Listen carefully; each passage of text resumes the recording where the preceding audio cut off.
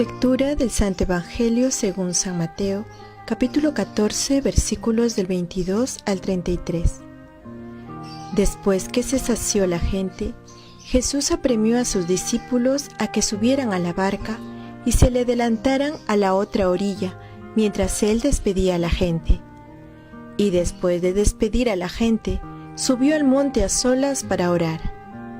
Llegada la noche, estaba allí solo.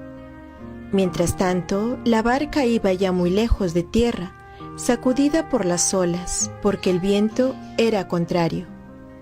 De madrugada, se les acercó Jesús andando sobre el agua. Los discípulos, viéndole andar sobre el agua, se asustaron y gritaron de miedo, pensando que era un fantasma. Jesús les dijo enseguida: «Ánimo, soy yo, no tengáis miedo». Pedro le contestó: «Señor, si eres tú, mándame ir hacia ti andando sobre el agua». Él le dijo: «Ven».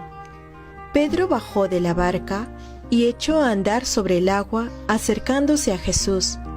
Pero, al sentir la fuerza del viento, le entró miedo, empezó a hundirse y gritó: «Señor, sálvame».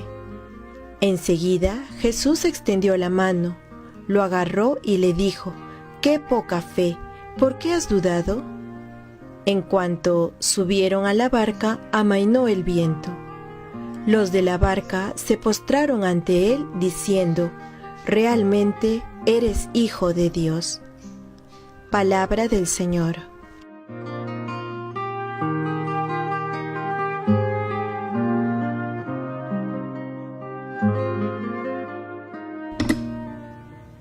Dedicación de la Catedral de San Pedro en Roma. Una fiesta muy especial. Quizá no sabemos por qué. Toda iglesia material se construye para glorificar a Dios. Y en el mundo hay iglesias chiquititas repartidas por todas partes. Hay grandes iglesias, sobre todo grandes basílicas papales, que son las 4 de Roma. Y cuando se celebran, al ser tan importantes para toda la humanidad, para todos los católicos, se celebra también en la misma iglesia, en el caso hoy en el Vaticano, y en las distintas iglesias del mundo. Pues ahí que estamos recordando a la gran basílica de San Pedro en el Vaticano, tenemos como lectura lo que acabamos de leer de aquel momento en que Jesús está hablando con la samaritana. Y la mujer, que es muy inteligente, hace un diálogo interesantísimo con Jesús. Y de esto que hemos leído tomamos esta frasecita: «Se acerca la hora, ya está aquí, en que los que quieran dar culto verdadero adorarán al Padre en espíritu y en verdad, porque el Padre desea que le den culto así. Dios es espíritu, y los que le dan culto deben hacerlo en espíritu y en verdad». Ojo, que esto no significa que no hay que rezar en el templo. Lo que significa esto es que reces, te comuniques con Dios en la capillita, en la iglesia grande, en la basílica, en el caso en la basílica de San Pedro.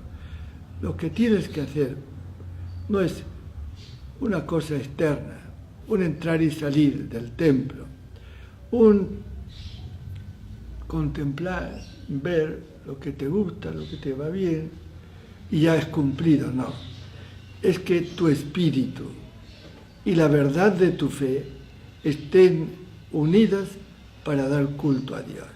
Esto es lo que quiere Dios. El lugar no importa tanto. Ahí diría Jesús que si el monte Garicín o en Jerusalén, aunque en Jerusalén está la verdad del Antiguo Testamento, pero Jesús prescinde. Lo importante no son las piedras, no es el lugar, es el Espíritu de Dios, que es Espíritu. en contacto con el tuyo, o tu espíritu en contacto con el Espíritu de Dios. Y de esa manera tú, comunicándote con Dios en la sinceridad de tu corazón y en la verdad absoluta de lo que crees, así es como darás culto a Dios. ¿Lo haces? ¿Sueles dar culto a Dios de verdad, poniendo tu corazón y tu inteligencia en el Señor? No lo olvides, Él es el dueño de tu cabeza y de tu corazón. Glorifica a Dios en espíritu y en verdad. Que la bendición de Dios Todopoderoso, Padre, Hijo y Espíritu Santo, descienda sobre ustedes. Amén.